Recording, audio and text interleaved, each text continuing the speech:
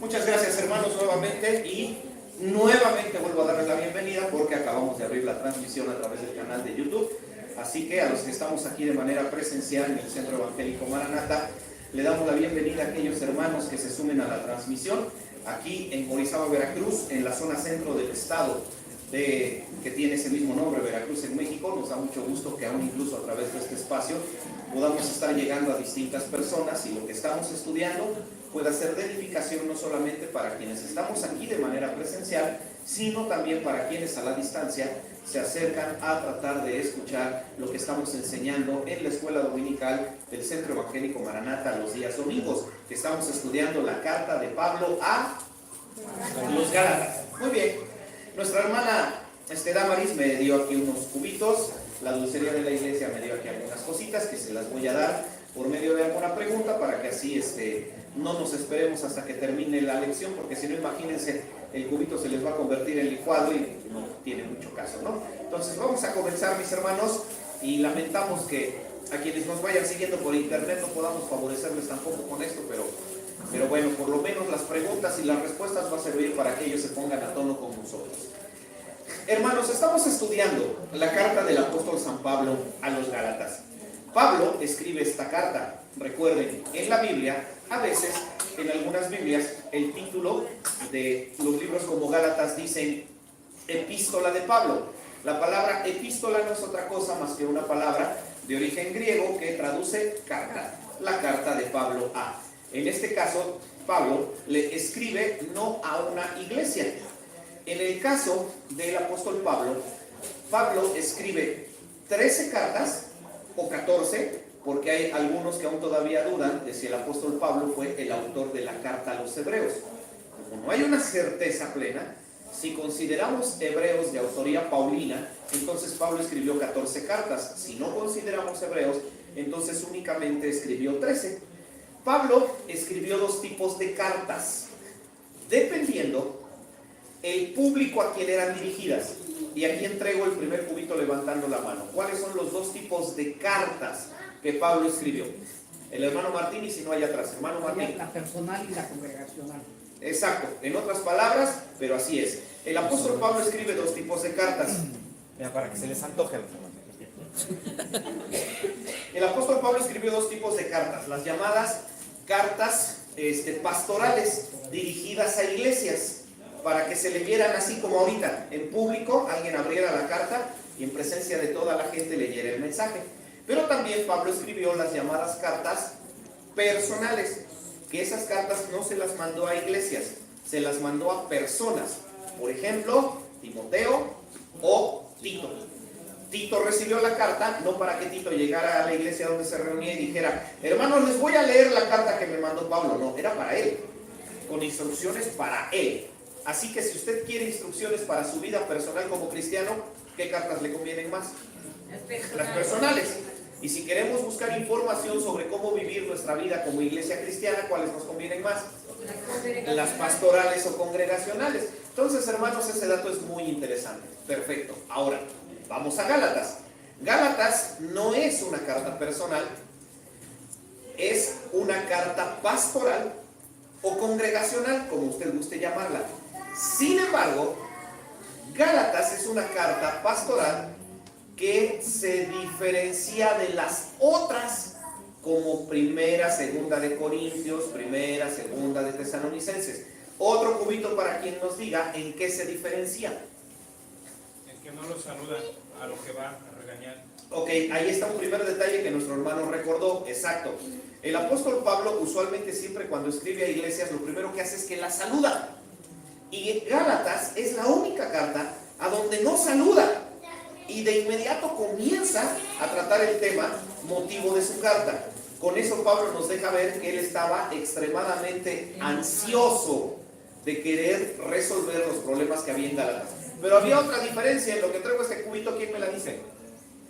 A ver, mi hermano Julio. Es la carta donde él defiende su pastorado. Es una carta donde defiende su pastorado, efectivamente, porque su pastorado estaba siendo atacado. Pero hay otra diferencia más que tiene que ver con el hecho de que, por ejemplo, la carta a Corintios fue dirigida específicamente a una iglesia en particular. a la iglesia, en este caso que estaba en la ciudad de Corinto. Mientras que la carta a los Gálatas, hermano Luis Miguel, exacto, Pablo no lo escribe a una iglesia en un lugar específico, sino que lo escribe a una región llamada Galacia, donde había varias iglesias cristianas. De tal forma que esta es la única carta que no va dirigida a una congregación en específico, sino que va dirigido a varias iglesias. Hermano Luis Miguel, si pasas un poquito porque estás bien lejos, hermano. Es siempre la distancia que hay entre la gente normal y las estrellas, ¿no? Luis Miguel, ustedes saben. Saluda a la cámara. Un saludo a la cámara, mi hermano. Muy bien.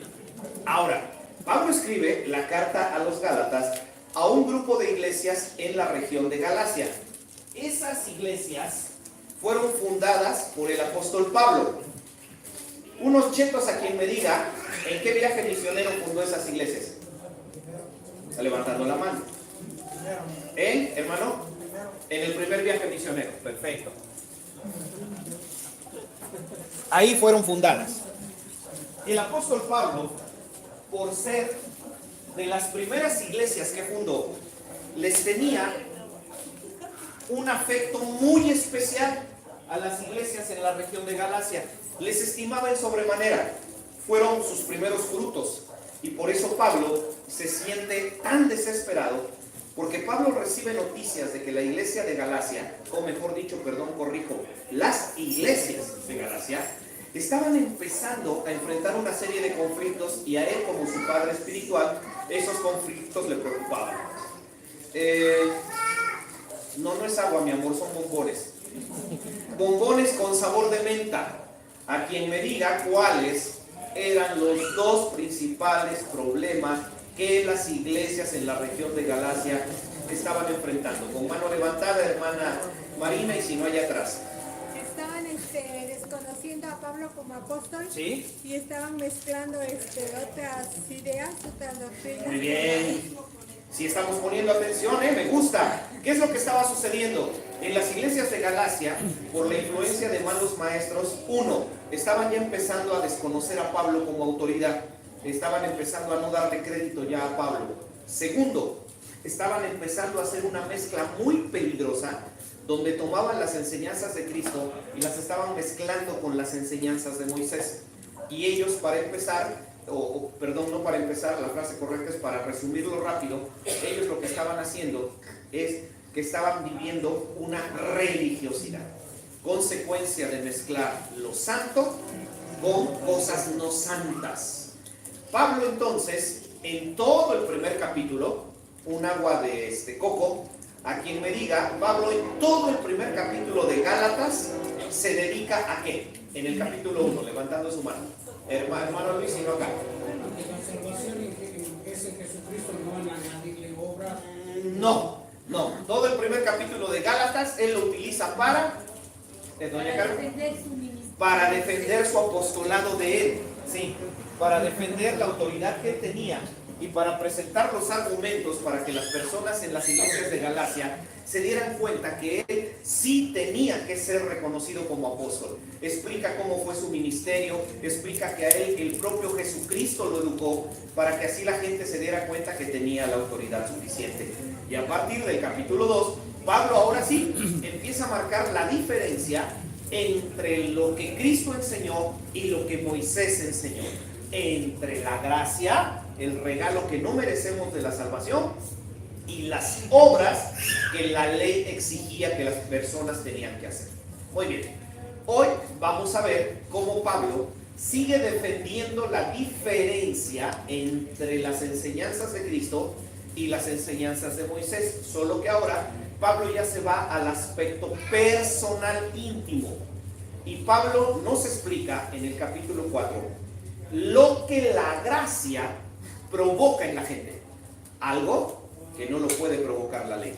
Antes de entrar en materia, los últimos bombones, a quien me diga algo que recuerde y que haya aprendido en Gálatas 2 y 3, porque hoy empezamos el capítulo 4.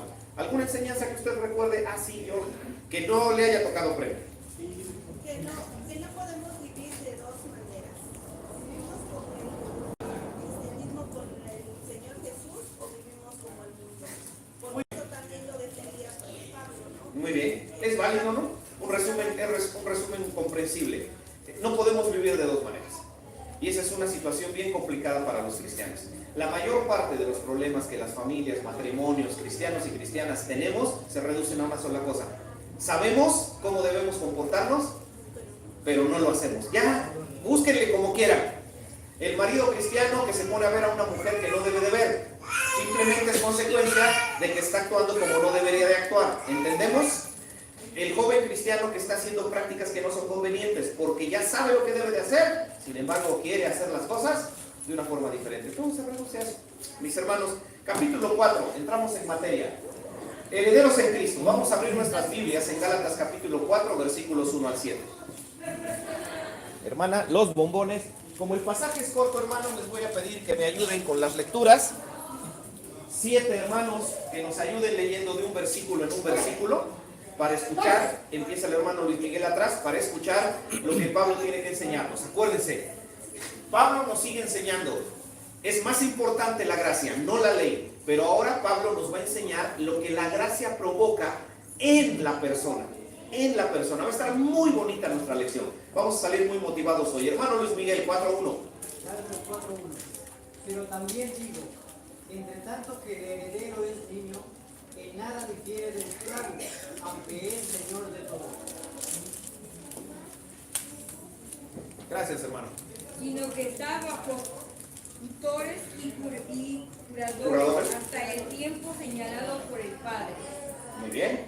Así también nosotros, cuando éramos niños, estábamos en esclavitud bajo los rudimentos del mundo. 4. Mas venido el cumplimiento del tiempo, Dios envió su Hijo, hecho de mujer, hecho súbdito a la ley. Muy bien. Para que redimiese a los que estaban bajo la ley, a fin de que recibiésemos la adopción de hijos. La adopción de hijos. Hermana Gloria. Y por cuanto sois hijos, Dios envió a vuestros corazones el espíritu de su Hijo, al cual clama Abba Padre. Abba Padre. Y cerramos con el 4.7. Así que ya no eres esclavo, sino hijo. Y si hijo, también heredero de Dios por medio de Cristo. Muy bien.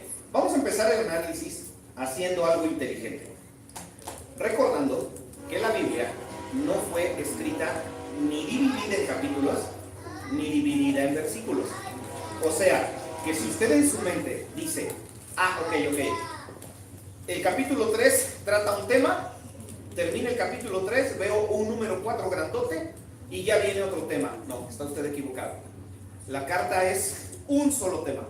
Y a veces es muy importante entender eso porque al no comprender ese detalle, eso nos puede llevar a interpretaciones incorrectas. Así que vamos a hacer lo conveniente. ¿Quién me lee el último versículo del capítulo 3 para encadenarnos con el 4 que ya lo leímos? ¿Quién me ayuda? El último versículo del capítulo 3. Y si vosotros sois de Cristo, ciertamente el linaje de Abraham sois y herederos según la promesa. Muy bien. Nuestro tema, si le vamos a poner un título, se va a llamar Herederos en Cristo. La palabra está tomada de la forma en que termina el capítulo 3. Porque Pablo, el concepto de que somos herederos de Cristo, en lo que para nosotros es capítulo 4, Pablo extiende ese concepto. Herederos. Vamos a empezar con este gráfico, donde yo les voy a resumir todo el capítulo 3 de Gálatas. Este que aparece en la pantalla. A ver, para hacerlo un poquito más comprensible, me acerco. Aquí está la cruz de Cristo. Sabemos que la cruz de Cristo inauguró un nuevo pacto. ¿Sí? ¿Están de acuerdo con eso? Sí, ¿verdad? Cristo en el aposento alto, ¿qué dijo? Esta es la copa del nuevo pacto.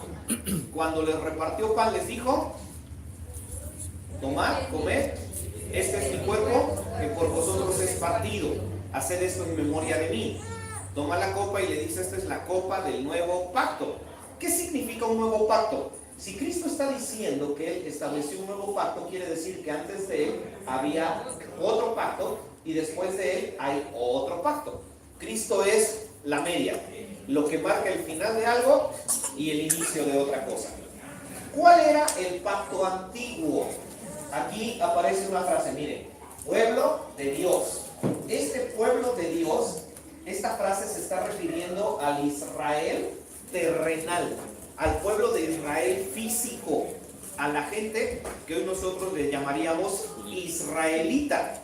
Y usted dice, judío no, judío es el nombre de su religión, para distinguir. Israelita es el nombre de su personalidad, como nación, como sociedad. Judaísmo es el nombre de su religión. Entonces, en el pacto antiguo, el pueblo de Israel, el Israel terrenal, este pueblo de Israel era la descendencia física de Abraham. Abraham engendró a Isaac, Isaac engendró a Jacob, Jacob a sus 12 hijos, y de los 12 hijos, las 12 tribus de Israel.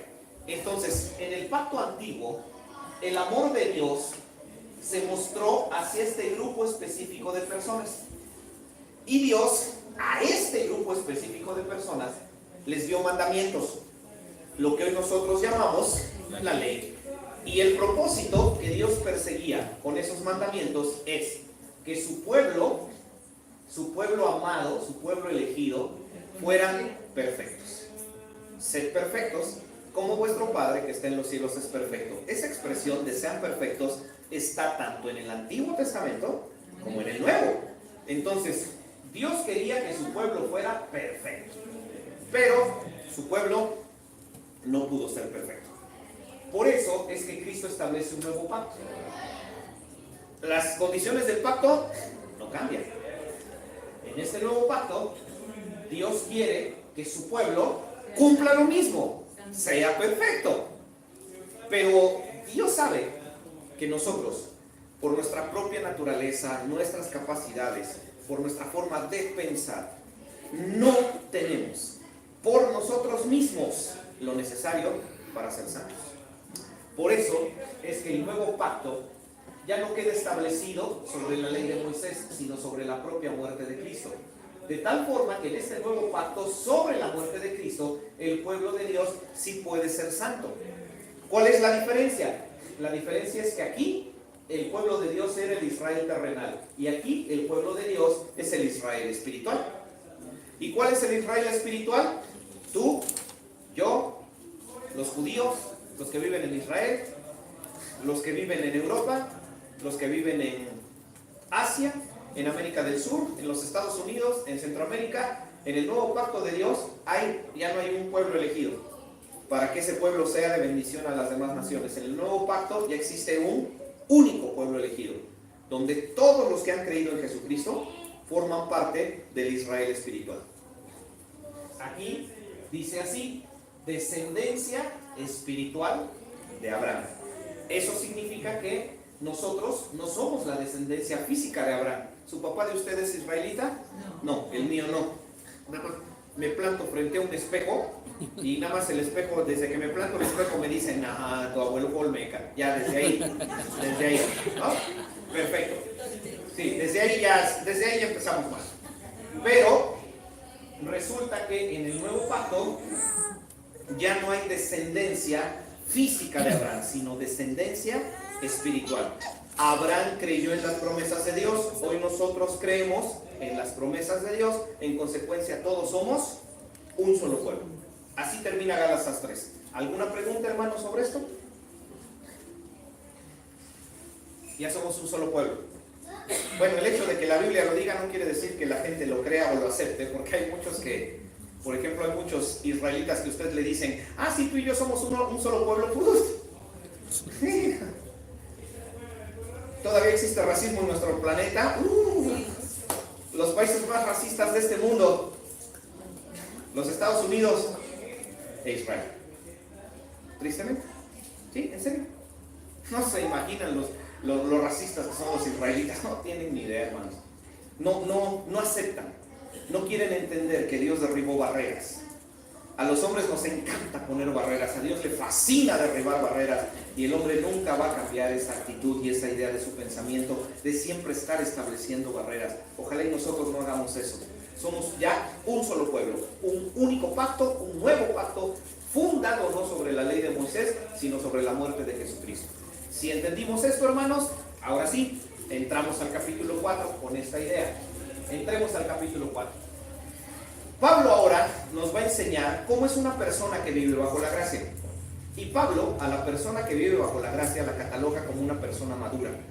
Por eso yo les puse en la pantalla la frase, la madurez de vivir bajo la gracia.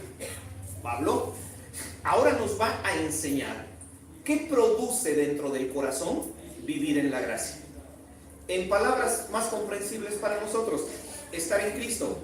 Hoy tenemos una visita. Le podríamos decir a Carla que de lo que estamos hablando es que así son las personas que se acercan a Cristo. Bueno, por lo menos eso dice Pablo. La teoría, la práctica nos toca a nosotros. Pablo ahora quiere que entendamos que es más importante seguir la gracia de Dios que los mandamientos de Moisés. Pablo insiste, no podemos mezclar las cosas de Dios con religión. Pablo insiste, les voy a enseñar cómo es una persona que vive de acuerdo a la gracia de Dios para que se den cuenta qué diferente es con relación a una persona que solo sigue una religión. Vamos a ver cómo, en teoría, debiéramos ser las personas que estamos viviendo bajo la gracia y que Pablo nos cataloga como personas maduras. En los primeros 3 versículos que leímos, 4 del 1 al 3, Pablo nos dice que las personas que estamos en una relación íntima con Dios tenemos 3 características. Pablo, para poder entender, nos enseña esto. Pablo nos dice, aquí está la cruz de Cristo. Les voy a explicar cómo éramos antes de la cruz y les voy a explicar cómo somos después de la cruz, para que se den cuenta que vivir con Dios produce una madurez que ninguna religiosidad lo puede producir. Bien, hermanos, ¿cómo éramos antes de Cristo? Pablo utiliza una figura, un símbolo para que le entendamos. ¿Y qué figura utiliza? Primeros 3 versículos. ¿La figura de un qué? De un bebé. Exacto, usa la figura de un bebé para que entendamos cómo son las personas antes de Cristo. Así que vamos a seguir la indicación de Pablo. Ahí les va. Ahí apareció el bebé. Ahí está bien. De una vez les aclaro, no es la cada vez famosa Ginny Capelli. No tengo ni idea de dónde salió ese bebé. Yo lo encontré en internet. No es lo que viene adentro de esa idea. Muy bien. Ahí está.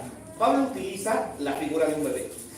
Pablo dice, antes de Cristo, nosotros éramos como bebés. Antes de Cristo, nosotros éramos como personas recién nacidas. Y Pablo en los primeros 3 versículos dice que ese tipo de personas tienen 3 características. Se los voy a poner en la pantalla. Pablo dice que el bebé necesita tutores, necesita administradores, solo que Reina Valera tradujo curadores, pero realmente la palabra es administradores. Y también dice que somos esclavos. Antes de Cristo, las personas somos así. Somos así. Somos gente inmadura.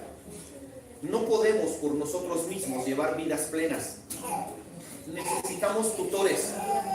Necesitamos algo que nos vaya indicando el camino, que nos vaya ayudando a entender qué tenemos que hacer.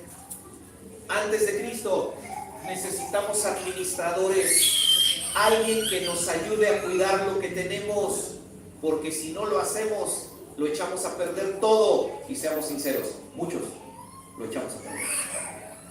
Por último, Pablo dice, antes de Cristo éramos como bebés, antes de Cristo éramos esclavos. ¿Qué significa ser esclavo? Simple, algo te controla. Ya, lo que sea. Un pensamiento, una sensación, una emoción, una adicción, lo que sea. Aquí, ustedes y yo, la mayoría, somos personas que ya no estamos de este lado de la ecuación. Ustedes y yo somos personas que estamos de este lado de la ecuación. Pero por favor, por unos minutos, piensen cuando estábamos de este lado de la ecuación. Piensa en ti sin Cristo. ¿Se cumple lo que dice Pablo en Gálatas? Si eras así, si era yo así, ¿qué opinan? ¿Sí? ¿Por qué dicen que sí? ¿Porque se los estoy preguntando? ¿Por qué? ¿Por qué dicen que sí? Hermana Marina, ¿por qué? Porque estamos convencidos que antes éramos diferentes, ahora estábamos, por ejemplo, yo era esclava de muchas pasiones, ira, contiendas, muchas cosas. Ahora en Cristo puedo dominar mi carácter. Muy bien. La hermana al final puntualiza el asunto del carácter. Vamos a usar lo que ella dice. La hermana dice, yo puedo decir que eso es cierto, porque antes de Cristo yo estaba esclavizada del carácter. Hermanos, ¿cómo les iba a ustedes con su carácter sin Dios? Piensen un poquito. Para empezar, era muy difícil dominarlo. Más bien el carácter nos dominaba a nosotros. Y aunque nuestras explosiones de carácter no eran tan frecuentes, en algunos casos, en otros sí, pero pasaban los años y nuestras relaciones con las personas de nuestro alrededor, ¿qué opinan? ¿Eran más constructivas o más destructivas? Eso demuestra que nuestras expresiones de carácter a nuestros familiares les demostraban que éramos bien duros, pero al final no servían de nada. A la gente de nuestro alrededor, nuestros gritos les demostraban que nadie se mete conmigo. Al final no éramos felices. Mis hermanos, ¿de qué sirve gritar si después de los gritos no hay paz? ¿De qué sirve maldecir si cuando la maldición termina, la desesperación no se va? ¿De qué sirve estar dependiente de una adicción si cuando pasa el momento físico de la euforia que la adicción nos da, nos damos cuenta que el vacío no se ha cerrado? No sirve de nada. Y es cierto lo que dice la Biblia, no es pura especulación, ni es retórica religiosa, que le pudiera alguien decir, es la realidad humana. Sin Dios, en verdad, necesitábamos ayuda, urgentemente, porque estábamos esclavizados. Pablo ahora pasa a explicarnos lo que se supone ya sucedió ahora de este lado, cuando en teoría ya dejamos de ser bebés y ahora ya nos volvimos niños, ya crecimos. En teoría, esto, lo que va a aparecer aquí, se supone que eres tú. Esto que ya apareció, se supone que es lo que eras tú. Pero si lo que eras es lo que eres, preocúpate. Preocúpate y mucho. Porque puede ser que tú en realidad no seas una persona creyente en Cristo. Puede ser que no. Hay la posibilidad de que no sea así. Hay que estar bien seguros, porque en esta clase de cosas se decide la eternidad, y la decisión de la eternidad no es cualquier cosa. Ahora, Pablo sigue en el capítulo 4 explicándonos ahora cómo somos cuando gracias a la cruz dejamos de ser bebés. Pablo entonces ahora dice que nosotros somos así. 1. Ya fuimos redimidos. Todo está ahí en Gálatas 4. 2. Ya fuimos adoptados. En consecuencia, ya somos libres. Esto es lo que se supone que tú eres. Eso debiéramos ser.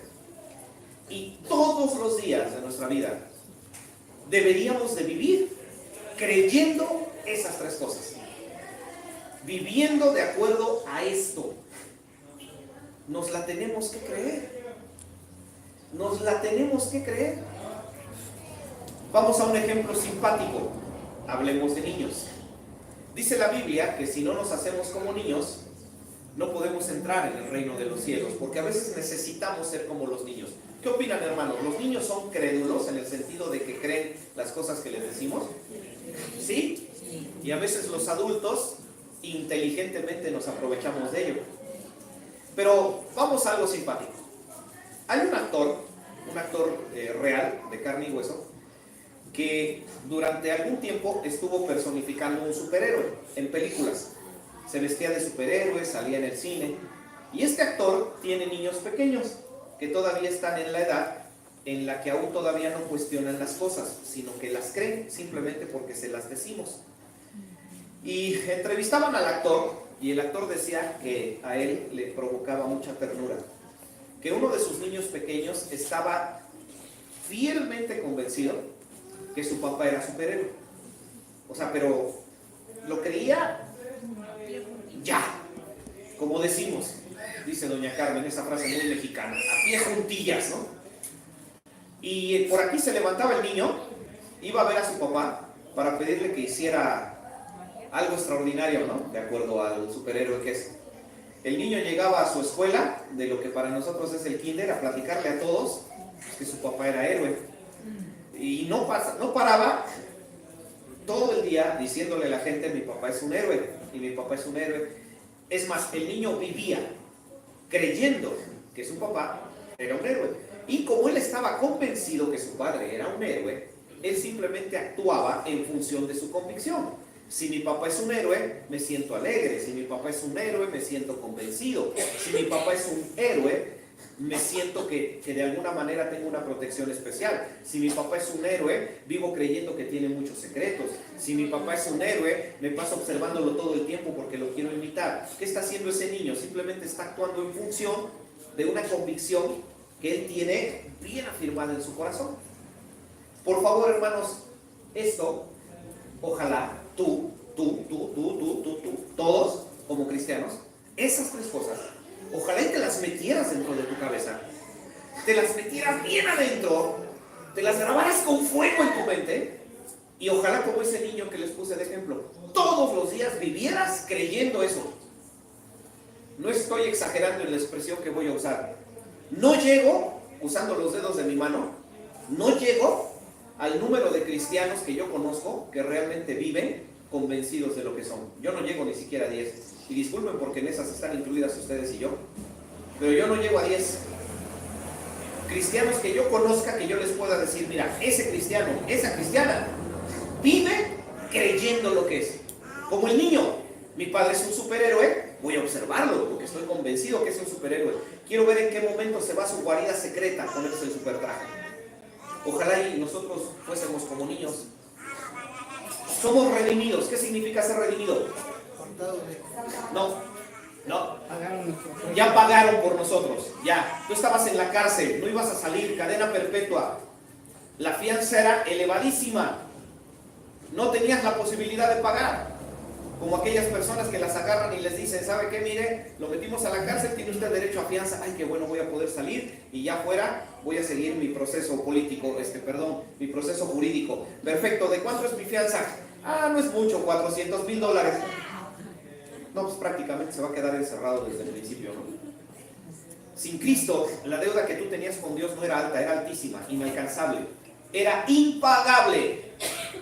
Y entonces Cristo, como nos explicaba nuestro hermano Daniel en la Santa Cena, de otra manera, Cristo viene con Dios y ¿qué le dice a Dios? Ahí está, ya, pago por ellos, pago por ellos, pago por ellos. Y los ángeles rascándose la cabeza y diciendo, pagando por ellos, pero si son bien mentirosos. No me importa, yo pago por ellos. Satanás burlándose. O sea que vas a ir a morir a la cruz por gente que blasfema tu nombre, te da la espalda en la semana, se ríe de ti y te desobedecen tus propias narices. Y Cristo dice, pago por ellos, porque mi amor es perfecto. Y desde el momento en que Cristo le pusiera condiciones a su amor dejaría de ser perfecto. Mis hermanos, ¿ya pagaron la deuda? Y si ya pagaron mi deuda, ¿cómo se supone que vive una persona a la que ya le pagaron sus deudas? Es más, hagámoslo práctico. Allá afuera, ahorita que te bajes, está el de la moto de Coppel. ¿No saben qué es eso? Ah, no, ya. Quizás. Ahorita te bajas y ya te llegaron las 36 llamadas a tu celular que ya ni las contestas porque ya sabes qué número es y ya sabes lo que te va a decir. O los muchachos de la camisa verde con unas como alitas aquí. Los de Banco Azteca. El préstamo ese que te prestaron 20 y tienes que pagar como 35 y nada más llevas 5 y te retrasaste 2 meses. Ay, bendito sea Dios que ninguno estaba endeudado, qué bueno, porque todos ponen cara de ¿qué es su hermano de las deudas? Pero bueno, en fin, dejémoslo así. Imaginen que todos bajamos ahorita terminando a la 1:30 nuestra lección y ahí están abajo todos nuestros deudores. Y por aquí sales y dices, el de la moto. Y antes de regresarte corriendo para esconderte, el de la moto te dice, espérese, señor Filomeno. No se intranquilice, tranquilo, mire. No le vengo a cobrar. Yo sé que usted nos debe, no un ojo de la cara, nos debe ojos como de 10 caras, pero tranquilo, no se preocupe. Mire, aquí está su pagaré firmado, su deuda está cancelada. Ahora imagínense que a todos nos pagaran nuestras deudas. Que aquí estuviera abajo un cuate de GM Financial. Señor Montoro, ya los últimos 4 años de las mensualidades de su coche están pagadas. Ok, Se va el de la moto, se va el de la financiera, se van. ¿Tú cómo te quedarías? Ajá, pero ¿cómo? Así. ¿Qué tiene don Filomeno? Me pagaron todas mis deudas. Ajá, ¿y no está usted contento? Pero no me da lo mismo. ¿Así estarían? ¿Cómo estarían? ¿Sí, verdad? Se irían caminando y de aquí por lo menos hasta el kinder que está ahí en la esquina, irían con su familia y ¿qué le irían diciendo al papá, a la mamá, al esposo, a la esposa, a los hijos? Oye, me perdonaron la deuda. Oye, es que no lo puedo creer. Oye, no puede ser. Eran como 20,000 pesos. No, hombre, ¿te imaginas? Ahora sí vamos a poder arreglar la taza del baño que ya bien tago hasta quién sabe por dónde, mano, porque no teníamos dinero para eso. No iríamos haciendo eso. ¿Cómo se supone que debemos de comportarnos los creyentes cuando nos enteramos que alguien ya pagó nuestras deudas eternas? ¿Y cómo nos comportamos a veces? Nos comportamos como si no nos importara que nos hubieran pagado nuestra deuda. Cristo ya pagó por todas tus deudas y tú te plantas sobre tus pies y dices, me vale, de todas maneras me voy a divorciar. Ya me choqué de esta vida, ya no aguanto ese infeliz. Y me vale lo que diga la Biblia sobre el matrimonio. ¿Cierto o no? A veces hacemos eso. Ya nos perdonaron todas nuestras deudas. Ay, pues no importa, yo voy a seguir viendo porno. Porque me pongo reemocionado en internet. Sí, me gusta. Sí, sobre todo cuando hay negritos con blanquitos. Así esa mezcla me emociona retearlo y me pongo bien poderoso. Yo voy a veces actuamos como si no nos hubieran perdonado nada. Y se asume que si me perdonan una deuda, otra de las consecuencias lógicas es que aparte de vivir contento, en teoría se supone que ya no vuelves a generarte más deudas. Porque te perdonó el muchacho de la moto amarilla o el de la camisita verde que tienen alitas, y en ese momento que te dan el pagaré firmado dices, ¡wow! Familia, vámonos, vamos a pedir otros 20,000 porque ahorita ya la cuenta está en ceros y nos vamos a Ojo de Agua. Sí, y vamos a ver a los yaguarú que van a venir ahorita que viene Expor y vámonos. La mayoría le diríamos a una persona que actúa así, oye, qué irresponsable estás actuando. ¿Cómo es posible que después de que ya todas tus deudas hayan sido pagadas, tú estés regresando nuevamente a endeudarte? ¿Qué te pasa? ¿Cuántos cristianos Dios les perdona todas sus deudas por todos sus pecados y en lugar de vivir ya sin deudas, ¿qué hacen? Se vuelven a endeudar con Dios. Para ver si las vuelve a pagar. Redimidos. Ay, ese me encanta. Adoptados. Ay, ¿qué decir sobre eso? Perdón, ¿alguien aquí fue adoptado? Cuesta trabajo entenderlo, ¿no? Porque nadie ha vivido la experiencia de una adopción. ¿Ustedes la han vivido? Yo no la he vivido. Yo nací, crecí en un hogar donde sabía yo que tenía un papá, una mamá. Si antes de eso pasó otra cosa, pues a mí no me dijeron. Si alguna travesura pasó, ni me enteré. Pero yo crecí en un hogar donde yo tuve la figura de un padre y una madre. ¿Alguno de ustedes fue adoptado? Es difícil entender esto, ¿cierto? Bien difícil, muy difícil. Nos cuesta trabajo entender todo el proceso emocional que sucede dentro de una persona que no le pertenece a nadie y que en cuestión de segundos por fin ya le pertenece a alguien. Lo que significa sentir que uno ya forma parte de algo cuando sentía uno que no formaba parte de nada. Pero esto que les voy a platicar puede ayudarnos a que, aunque sea de una manera no tan completa, pero si entendamos el concepto de la adopción, para que eso a ti y a mí nos motive a entender cómo se supone que debemos estar viviendo después de la cruz. Adopción. ¿Sabían ustedes, porque estamos hablando de la cultura romana, en aquel tiempo Roma controlaba todo aquel territorio por donde Pablo andaba? ¿Sabían ustedes que en la cultura romana el padre, varón, tenía una serie de derechos que superaban con mucho a los derechos de la madre? En la cultura de Roma, la figura del padre varón era una figura extremadamente fuerte dentro del contexto social. Voy a un ejemplo. Por ejemplo, el padre, y nadie más que el padre, tomaba la decisión cuando una persona dejaba de ser bebé y entonces pasaba a ser niño. Por eso es que Pablo utilizó esta figura, no crean que lo hizo solo por casualidad.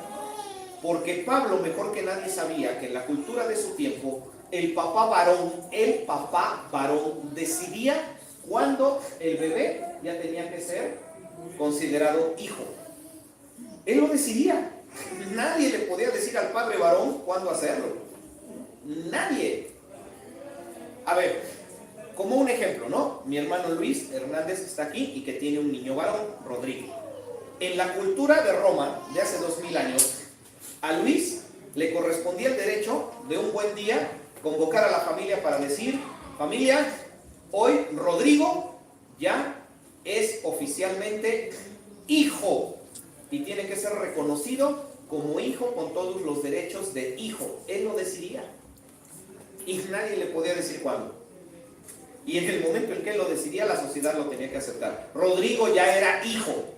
Había que darle sus bienes, porque ya nadie se los iba a administrar. Ya no había que cuidarlo. Y ya por fin había que volverlo dueño de las cosas en la casa, porque ya era hijo. Qué curiosa cultura, ¿no? Donde el padre era el que determinaba en una ceremonia cuándo el bebé dejaba de ser bebé y tenía que ser considerado socialmente hijo. Qué curioso. Voy a lo de la adopción.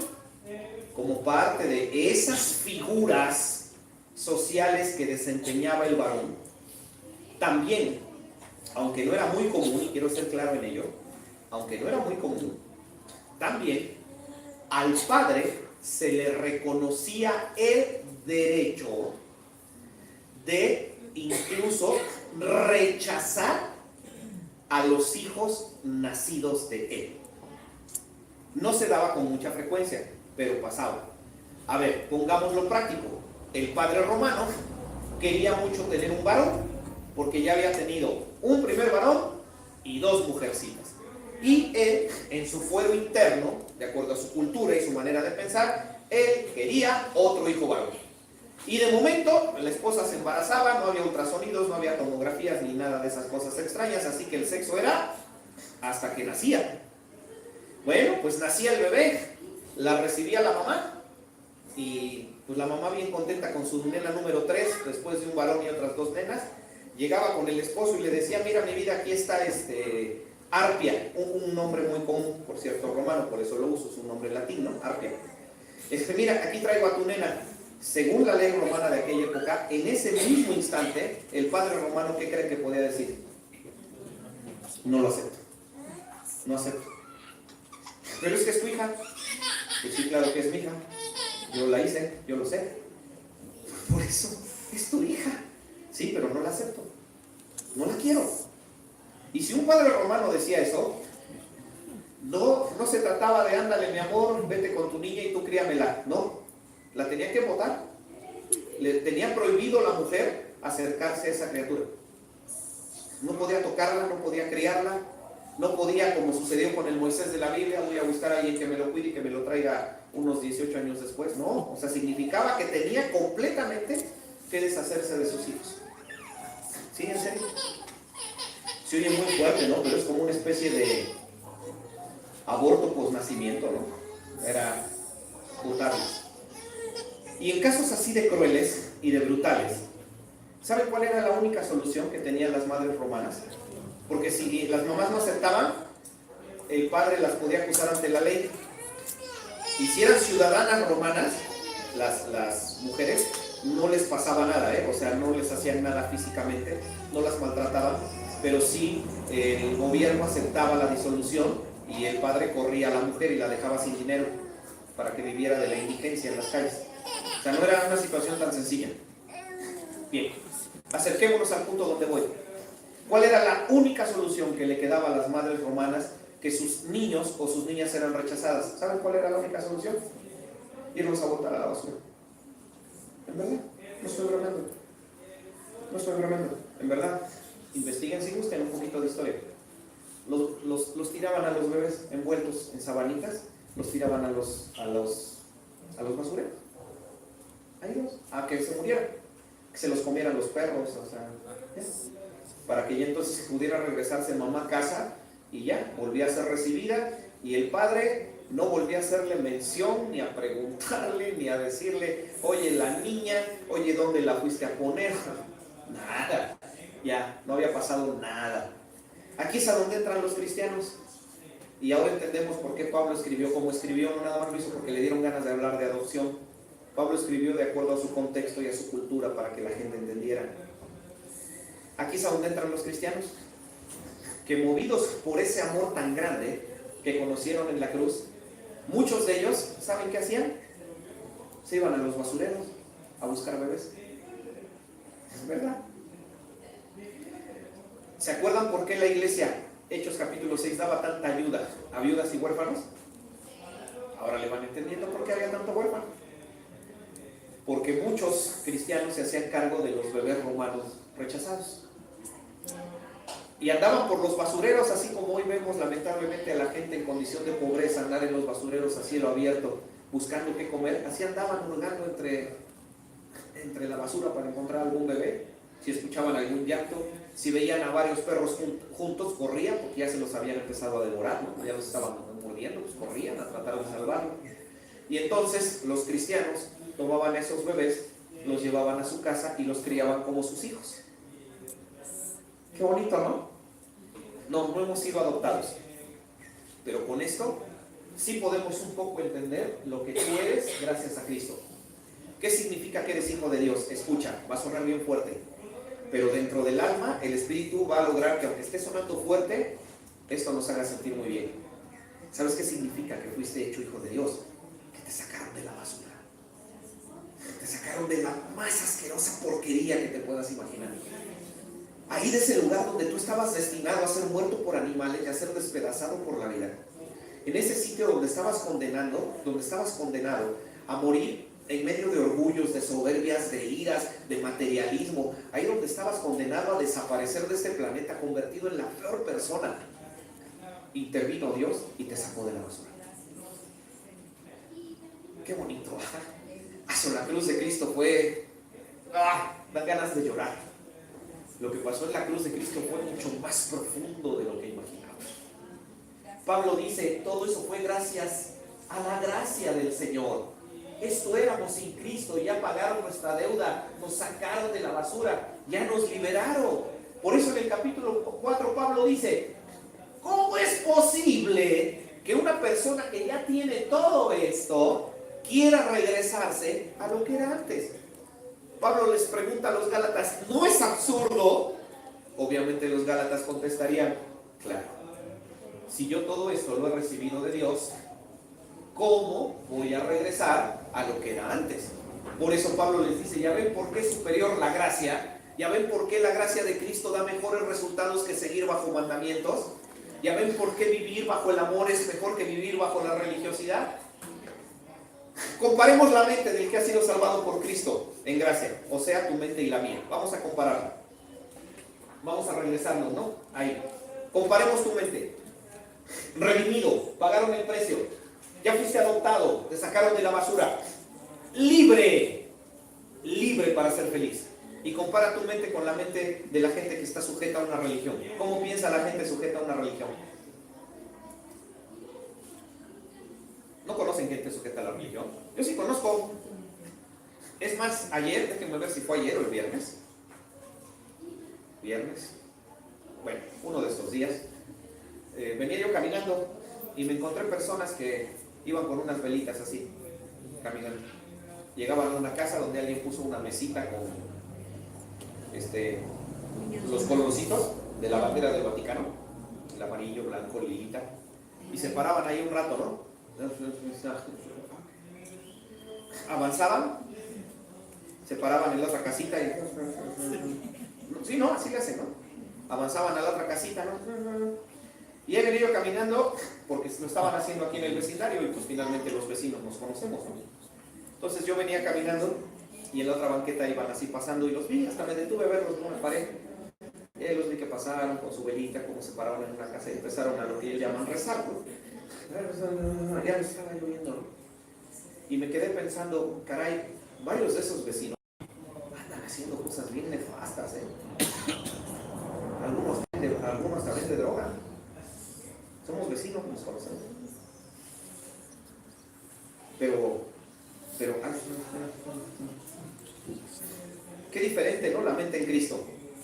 vive sabiendo que ya pagaron su precio, ya no se vuelve a endeudar, voluntariamente trata de vivir una vida santa porque agradece que fue sacado de la basura. La mente con Cristo ya no está esclavizada a nada, es capaz de derrotar cualquier cosa, mientras que la mente de la religión, ¿cómo está? Apresada en la hipocresía. La pura hipocresía. La pura hipocresía de mostrar que soy una cosa, pero hacer todo lo contrario. ¿No es así la mente religiosa? Y piensen ustedes en cualquier otra cosa. ¡Wow! ¿Qué es mejor? ¿Dejarnos guiar por la gracia? ¿O es mejor guiarnos por lo que éramos antes de Cristo? ¿Qué es mejor, hermanos? Por la gracia. Vamos a terminar con un último pensamiento, un pensamiento que nos habla acerca de la intimidad. Si estas tres cosas no han sido suficientes como para que tú reacciones ahí en tu silla y digas, me estoy pasando de lanza con el Señor, no estoy haciendo lo correcto. Si todavía eso no te alcanzó, esta idea de intimidad te va a tocar de seguro. ¿A qué idea de intimidad me refiero? Todo en Gálatas capítulo 4. Gracias a eso, gracias a la cruz, gracias a lo que Dios hizo por ti, Pablo dice que hoy tú y yo hemos recibido el espíritu de adopción. Ya entendimos lo que significa. Y gracias a ese espíritu de adopción, Pablo dice, tú hoy le puedes decir a Dios, Abba Padre. ¿No lo leyeron? Ahí está en Gálatas 4. Sí. Y esa expresión nos habla de una profunda intimidad, y es la idea final antes de concluir. Nos habla de una profunda intimidad. ¿Por qué? Porque la palabra Abba es de las pocas palabras que en la Biblia sobrevivieron escritas en su idioma original. Abba es una palabra escrita en arameo. O sea que cuando tú dices Abba estás leyendo arameo. ¿Y qué significa Abba? Padre. Padre. Eso es lo que significa. Padre. Padre. No te me pentecostalices, no porque las iglesias tengan algo así, porque luego, ay, es que quiere decir papacito. No, es padre. No papito. No, padre. Ya dejen de buscarle, simplemente significa padre, ya, eso es todo. La traducción literal al español del arameo Abba es padre, ya. Pero, en los tiempos de Pablo, esa palabra, Abba, era la palabra que utilizaban los niños a la hora de dirigirse a su papá. Por eso es que se le consideraba una expresión de profundo cariño. Pero de ella que significa papito, eso es otra cosa. Simplemente es padre. Solo que los niños empleaban esa palabra en lugar de otras. Por eso es una palabra que siempre ha simbolizado una intimidad con aquel que es nuestro Padre. Ya los cristianos de hoy que a veces se aceleran, los vemos ahí en Facebook, ¿no? Papito lindo, cuánto te amo, ¿no? Yo respeto mucho, y si usted es esa clase de personas efusivas que le gusta poner en su Facebook, es que yo amo a mi papi Dios, ponga lo que usted quiera, porque ese es el derecho de cada quien y es el muro de cada quien, muro de Facebook, así se llama. Pero yo mejor prefiero no poner nada, porque no vaya a ser que luego mis acciones demuestran que mis palabras son todo lo contrario. Yo por eso mejor trato de ser muy prudente, ¿no? Y no sé si se han dado cuenta, yo trato de no publicar muchas cosas personales en Facebook, ¿no? Porque a mí me gusta que mejor hablen mis acciones, no mis palabras, ¿no? Y no me gustaría ver personas, no me gustaría ser de los cristianos que suben mensajes en Facebook de ¿cuánto te amo, papito Dios? Y que sea yo de los que deja de venir 3 o 4 meses a la iglesia, ¿no? Entonces, ¿cuánto amas a Dios? Así ahora quién te lo cree, ¿no? Mis hermanos, intimidad. Si todavía lo que tenemos del lado izquierdo es maravilloso, ahora imagínense todavía el hecho de que la Biblia enseña que gracias a Cristo tú puedes gozar de una intimidad con Dios que en ningún otro lugar ni en ninguna otra forma la vas a poder tener. Hermanos, la gracia es maravillosa, es fantástica. Por eso es que en este momento Pablo, por decirlo así, lo vamos a notar dentro de 8 días, Pablo ya termina sus argumentos enseñándonos por qué la gracia es mejor. Y empieza, dentro de 8 días lo veremos, a explicarnos cómo es una vida viviendo bajo la gracia. Ahorita nos está hablando de los beneficios de la gracia. Mi conclusión, hermanos, bueno, no, realmente no es la mía, quiero que sea la tuya. ¿Cómo te vas a portar esta semana? ¿Cómo? ¿Cómo me voy a portar esta semana? Que cada quien llegue a su conclusión antes de orar. ¿Cómo te vas a portar? ¿Cómo vas a actuar? ¿Vas a demostrar que eres perdonado? ¿Vas a demostrar que agradeces que te sacaron de la inmundicia?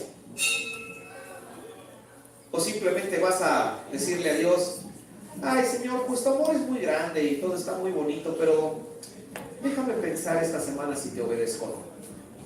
Lo que pasa es que yo sí te quiero obedecer, pero como aquí junto tengo este pariente que me choca tanto, yo quiero que me des un chancecito de odiar a este y amar a los demás. Sí, yo creo que sí, Señor. Eso vas a hacer. Así es como vas a vivir. Así es como pretendes vivir esta semana. Y si tienes una intimidad tan personal con tu Padre que puedes acercarte, hablarle como un hijo pequeño a su Padre, ¿cómo vas a aprovechar esa intimidad? ¿Qué vas a hacer a lo largo de toda la semana? ¿Cuánto tiempo vas a dedicar a contestar mensajitos de WhatsApp? ¿Y cuánto tiempo te la vas a pasar en íntima comunión con tu Dios? Perdónenme, hermanos, yo hago uso de WhatsApp porque a través de ahí yo envío mis estudios, pero estar en 20 grupos de WhatsApp no significa que estás en comunión con Dios, perdónenme, pero no estás en comunión con Dios. Solamente estás leyendo mensajes de otros cristianos. Y la mayoría de esos mensajes, seamos francos, ni siquiera son mensajes de amor. Son cristianos que se la pasan peleando porque uno quiere tener la razón sobre el otro. Que si los diezmos, que si no los diezmos, que si danzo, que si no danzo, que si esto está mal, que eres pecador, que eres un legalista, no, pero es que tú estás todo ciego, pero es la realidad. ¿Usted cree que ahí usted va a ser edificado? ¿Usted sigue creyendo esa mentira? Sígale por ahí. Para mí, la verdadera edificación es cuando te apartas de todo, incluido Facebook, y entras a una comunión íntima con tu Padre, a donde le abres tu corazón y le dices, Señor, te amo y haz con mi vida lo que quieras. Voy a dejar de meter las manos en mi vida. Voy a hacer las cosas como a ti te agradan. Eso es comunión íntima. Lo otro, sí, ayuda. Sí, el estudio que te llegó por WhatsApp es edificante. Sí, claro, escúchalo, edifícate, apréndelo. Sí, pero ponlo en práctica, es lo más valioso. Y es lo más importante. Mis hermanos, qué maravilla, ¿no? Gálatas, ¡ay, qué increíble! ¿Cómo nos presenta a los cristianos? Yo voy a terminar con esto. Yo no sé qué me va a pasar en la semana, yo no sé si se adelante el parto, no sé qué vaya a suceder. No creo porque apenas van 7 meses. No sé si me voy a quedar sin dinero, no sé si me alcance para mis pagos, en verdad, no sé qué me va a pasar. No sé si me voy a accidentar, no sé si voy a tener algún problema con el coche, no sé si un de tránsito me va a multar, me toca ir a Zacatlapa, no sé si algo me vaya a pasar en ir o regresar de allá. En verdad no sé, yo no tengo idea como ustedes no tienen ni idea de lo que nos va a pasar. Pero yo quiero terminar de esta manera y te comparto el pensamiento, ojalá y te lo apropies para que al orar se lo digas hacia el Señor. Yo no sé qué es lo que me va a pasar, pero de algo estoy seguro.